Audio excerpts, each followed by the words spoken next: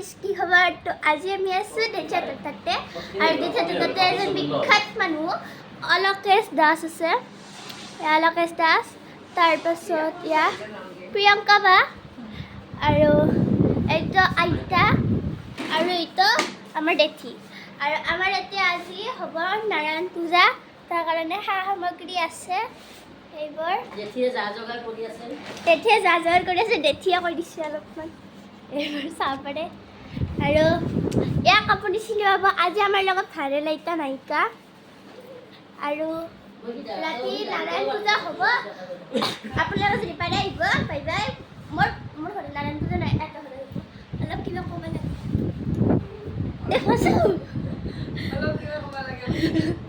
কৈ দিয়া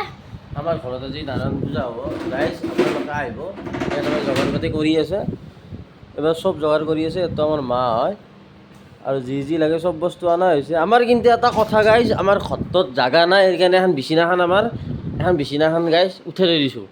আৰু ইয়াতে কম্পিউটাৰ আছে কিবা কিবি আছে ইমান চব উঠাই থৈ দিছোঁ আমাৰ ঘৰটোত জাগা নাই না সৰু ৰুম ওপৰত দেখিছা ফেন ঘূৰি আছে চাতটাত ইমান একো নাই আমাৰ এই কি এটা কয় চিলিং টিলিং নাই একো গাইজ চব মহা ৰেডি হৈ আছে এতিয়া কাম কৰিব বস্তু যোগাৰ কৰিব আৰু জানে তো ৰাইজ আমাৰ সত্যনাৰায়ণ পূজা ৰাতি হয় দিনত নহয়